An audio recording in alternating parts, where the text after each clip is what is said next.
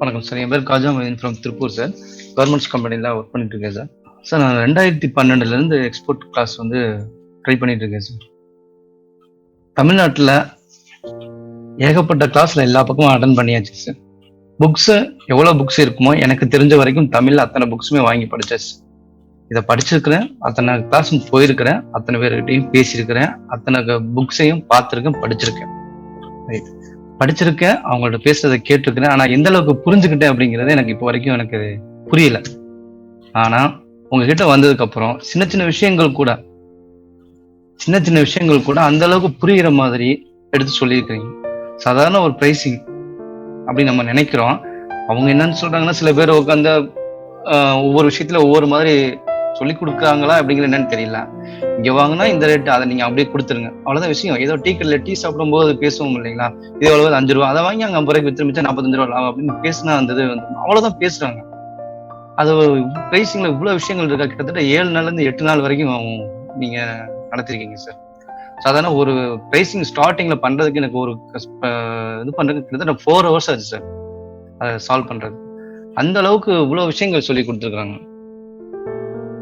தென் வந்து பாத்தீங்கன்னா ஒவ்வொரு கிளாஸ்லயும் ட்ரைனிங் கிளாஸ்லயும் சொல்லிக் கொடுக்கும்போது வந்து பாத்தீங்கன்னா ஒவ்வொரு டாபிக்கும் ஒவ்வொரு ஸ்பெஷலிஸ்ட் வந்து சொல்லி எல்லாத்தையும் கால் பண்ணி வர சொல்லி விட்டு பேச விட்டுருவாங்க. மேடையில பேச விட்டுட்டு நாளைக்கு நம்ம ஏதாவது ஒண்ணா யாருக்கிட்ட என்னன்னு போய் கேட்கறது, நீங்க எனி டைம் கால் பண்ணுங்க அப்படிம்பாங்க. நம்ம கால் பண்ணோம்னா அங்க ஏதாவது லேடி எடுப்பாங்க. அந்த லேடி எடுத்தாங்கன்னா, சார் அங்க இருக்காரு, இங்க இருக்காரு, அப்படி இருக்காரு, இப்படி இருக்காரு, அந்த நாள் கூப்பிடுங்க, இந்த நாள் கூப்பிடுங்க, அந்த நேரத்துல மட்டும் கூப்பிடுங்க, இந்த நேரத்துல கூப்பிடுங்க, அந்த மெயில மட்டும் கூப்பிடுங்க, இந்த மெயில மட்டும் கேளுங்க அப்படிம்பாங்க.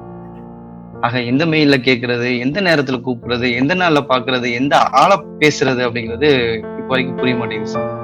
ஆனா இப்படித்தான் எல்லா பக்கம் நடந்துட்டு இருக்காங்க.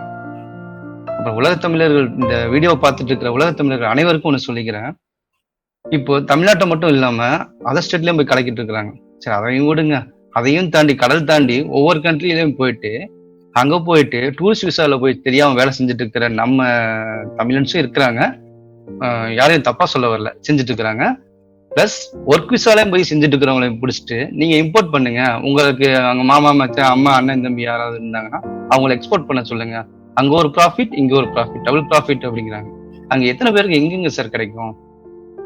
மினிமம் ஒரு பிஆரா தான் இருக்கணும் எல்லா கண்ட்ரிக்கு போனோம்னா. ஏன்னா நான் ஒரு ஜாபுக்கு அதுக்கும் நான் ட்ரை பண்ணி அங்கேயும் இந்த மாதிரி பிசினஸ் பண்ணலாம் அப்படிங்கிற மாதிரியான ஒரு இனிஷியேட் பண்ணலாம் அப்படிங்கிற எந்த ஒரு பேக்ரவுண்ட் இல்லை. ஆனா அந்த அளவுக்கு ஒரு இனிஷியேட் பண்ணலாம், அதுக்கும் நம்ம ட்ரை பண்ணி கடைசியில் இவ்வளவு விஷயங்கள் பேக் அடிச்சு திரும்பி வர வேண்டியதா போச்சு. ஸோ தமிழ்நாட்டை மட்டும் இல்லாம கடல் கடந்து ஏமாத்துறதுக்கும் குரூப்புகள் ரெடி ஆயிட்டு இருக்குது.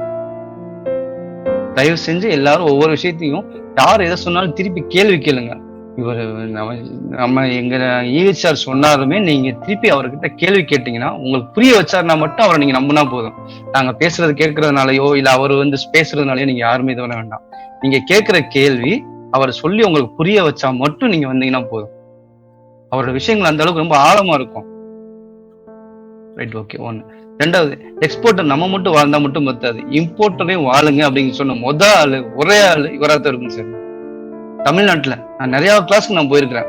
ஏன்னா இம்போர்ட்டரை வந்து நம்ம வந்து அவன் இவன் நம்ம ஒரு இது இல்லாம அவன் என்ன நம்மளை ஏமாத்தும் அப்படிங்கிற விஷயத்துல பார்க்காம அவன் ஏன் ஏமாத்துறான்னு நம்ம ஏன் பார்க்கணும்? நாம இங்க ஜென்யூனா சம்பாதிக்கணும்னு நினைக்கிற மாதிரி ஜென்யூனா சம்பாதிக்கிற இம்போர்ட்டரை பார்த்து கண்டுபிடிங்க.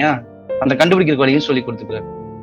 அவன் எப்படி இருப்பான், என்னன்னு இருப்பான், எப்படி எல்லாம் பேசுவான், என்ன மாதிரி எல்லாம் கேட்பான், அதுக்கு தகுந்த மாதிரிதான் நம்ம அதை பண்ணணும் அப்படிங்கறத சொல்லி கொடுத்துருக்காரு. ரைட், அவன் நம்ம ப்ராடக்ட் அனுப்பிச்ச ப்ராடக்ட் அவன் சேல்ஸ் பண்ணதானே சார் அவன் மறுபடியும் நம்மகிட்ட வந்து வாங்குவான். அப்போ அவனால நம்ம வாழ்வோம், நம்மனால அவனும் வாழ்வான். ஸோ மியூச்சுவலா அண்டர்ஸ்டாண்டிங் போயிட்டு இருக்குது.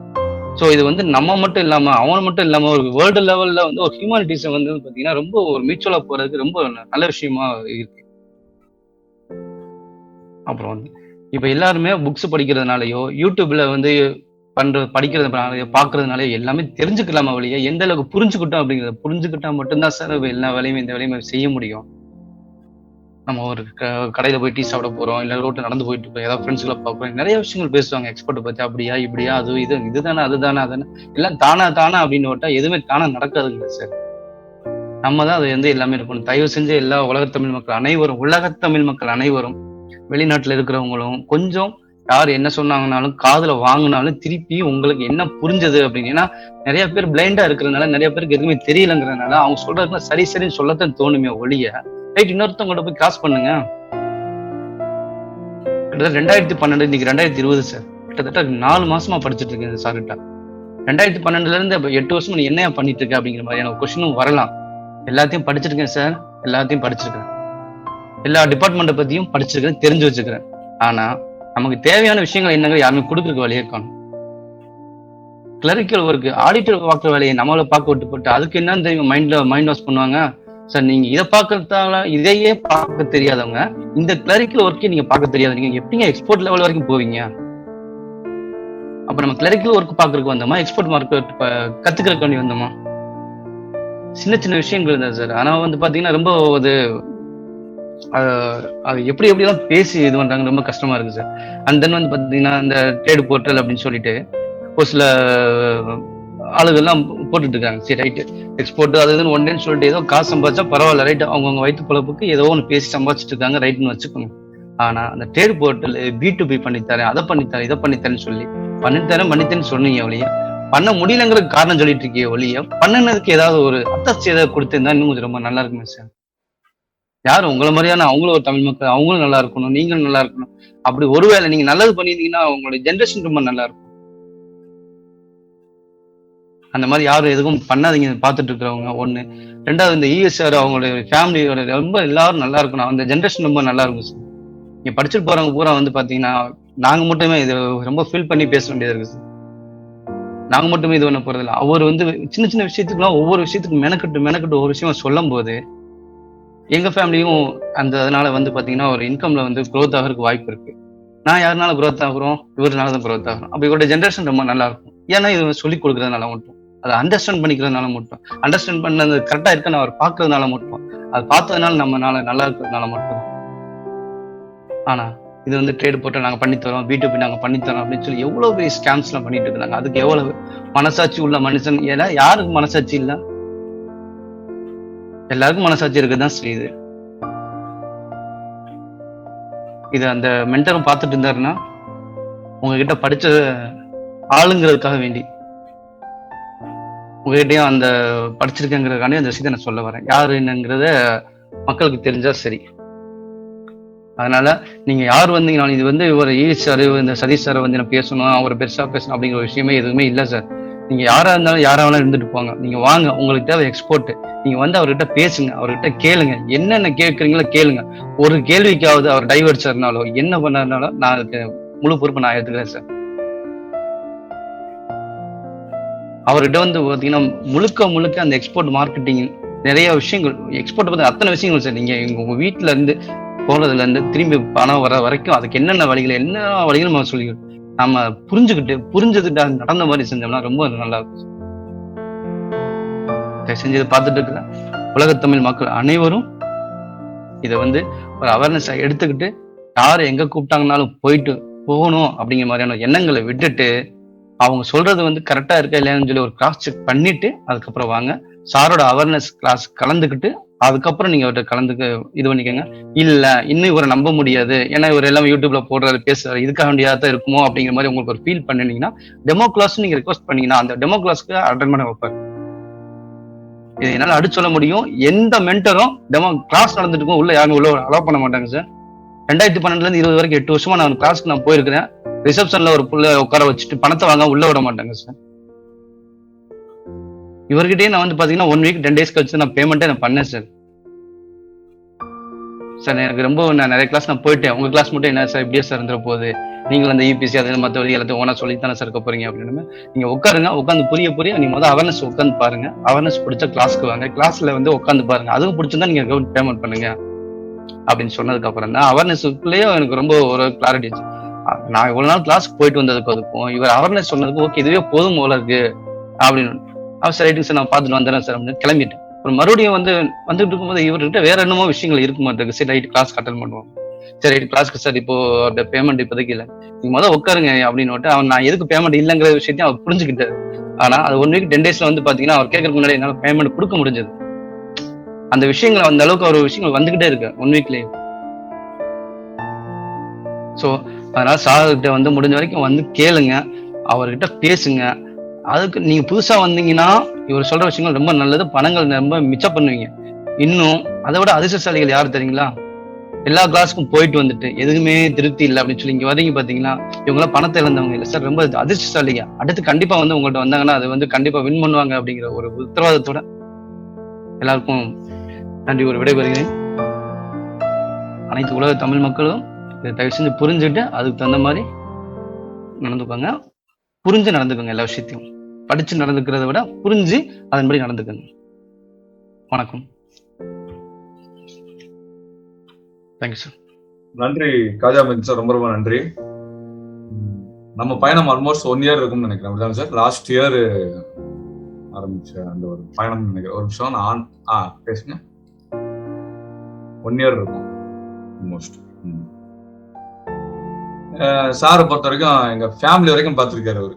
எனக்கு தெரிஞ்சு இங்க உட்காந்துருக்க டீம்லயே வந்து பாத்தீங்கன்னா அப்படிதானே சார்? மியூட்ல எடுத்து விட்டு. ஆமாங்க சார்.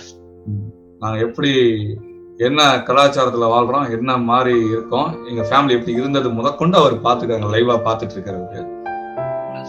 ரொம்ப ஃபேமிலி, அவங்க வீடு எல்லாமே தெரியும். ஒரு கிளாஸுக்காண்டி இவ்வளவு விஷயங்கள் தெரிஞ்சுக்கணுமா அப்படிங்கிற விஷயம் கிடையாது.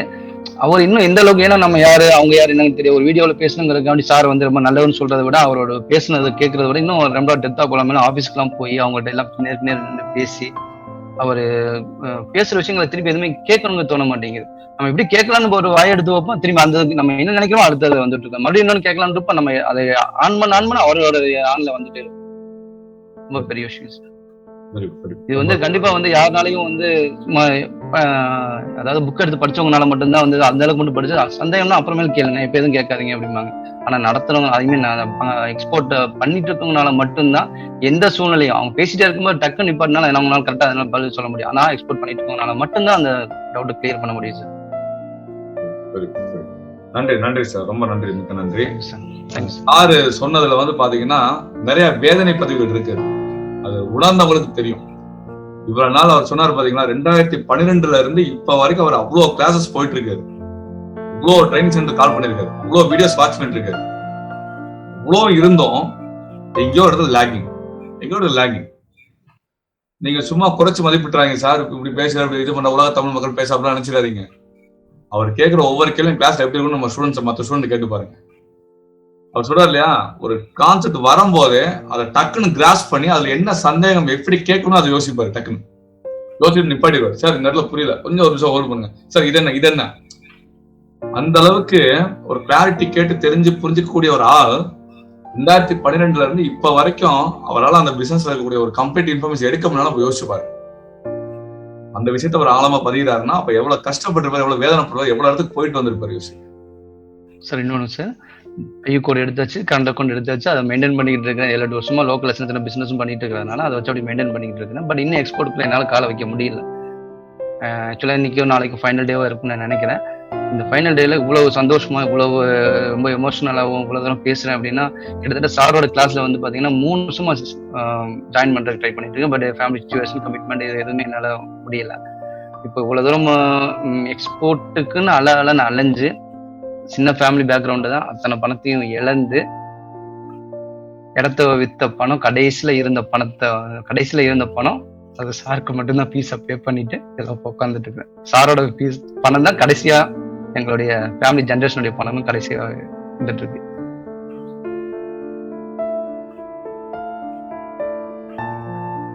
எப்படி ரியாக்ட் பண்ண எனக்கே தெரியல. கண்டிப்பான முறையில் நீங்க என்ன பண்ணீங்களோ அதை விட 10 மடங்கு நீங்க பண்ண போறீங்க. அந்த கான்ஃபிடன்டா வெளியே சரிங்களா? எனக்கு தெரிஞ்சு உங்களோட கான்ஃபிடன்ஸ் எப்படி இருக்கு இப்ப? ரொம்ப சந்தோஷமா சார், கண்டிப்பா பண்ணிடுவேன் அப்படிங்கிற ஒரு சிரிச்ச ரொம்ப நாள் ஆச்சு சார். அந்த அளவுக்கு ரொம்ப இதா இருக்கு, மனப்பூர்வமா சிரிச்சுட்டு இருக்கேன். வெளியே யாருக்கும் இது பண்ண வேண்டாமே அப்படிங்கிறதுக்காண்டி அவ்வளவு சிரிச்சுட்டு இருக்கேன். உங்களுக்கு தான் நீத்தம் மனப்பூர்வமா சிரிச்சுட்டு இருக்கிறேன் சார். ரொம்ப ரொம்ப கண்டிப்பா நீங்க நினைச்ச விஷயங்கள் கண்டிப்பா நடக்கும். எப்படியும் உங்களுக்கு தெரியும் நம்ம சப்போர்ட் எந்த அளவுக்கு இருக்கும், எப்படி பண்றோங்கிறது நீங்க கண்டிப்பா கண் கூட கிளாஸ்ல 7 மணி நேரத்துக்கு பார்த்துருப்பீங்க. கண்டிப்பா தைரியமா பண்ணுங்க சரிங்களா? நல்லபடியா இருக்கும் சரிங்களா? பாருங்க, ஒவ்வொருத்தவங்க எப்படிப்பட்ட சூழ்நிலை வர்றாங்க பாருங்க, எப்படிலாம் இருக்காங்க பாருங்க. ஓகே ஃபைன், புரிஞ்சுக்கோங்க, மக்கள் புரிஞ்சுக்கோங்க என்ன நடந்துகிட்டு இருக்கு, என்ன பண்றாங்கன்னு தெரிஞ்சுக்கோங்க சரிங்களா? இவங்கெல்லாம் வந்து சும்மா காசு கொடுத்து பேச சொல்லல யாரையும் சரிங்களா? உணர்வுபூர்வமா ஒரு விஷயத்த பதிவு சொல்லிடுவோம். இந்த செகண்ட்ல கூட, இந்த நேரத்துல கூட இருக்கு இல்லையா, நாங்க எப்படி கிளாஸ் எடுத்தோம், கிளாஸ் எப்படி போச்சு, என்ன நடந்துகிட்டு இருக்குன்னு அதை முதல்ல பேச சொல்லிட்டு மற்ற விஷயம் பேசிடுவோம். எதற்காக கிளாஸ் ஆரம்பிக்கும் போது நாங்க அவேர்னஸோட ஆரம்பிக்கிறோம், எதற்காக கிளாஸை முடிக்கும் நாங்க அவேர்னஸோட முடிக்கிறோங்கிறது ஆழமான கருத்து அது உள்ள உட்காந்து ஸ்டூடெண்ட்ஸ்க்கு மட்டும் தான் தெரியும். தயவு செய்து பயங்கரமா அவேர்னஸோட இருங்க, சரிங்களா? Very good, super super sir, super sir. கண்டிப்பா வருவீங்க சார், ஃபீல் பண்ணாதீங்க.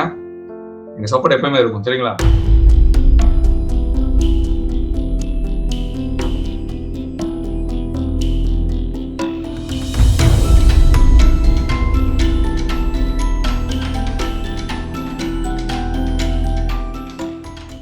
ஆபீஸ் ஓபன் பண்ணதாலையும் ஐஇ கூட எடுத்ததாலையும் முட்டாள்தனமா என்ன ஒரு எக்ஸ்போர்ட்டர்னு நானே நினைச்சுக்கிட்டு இருந்தேன்.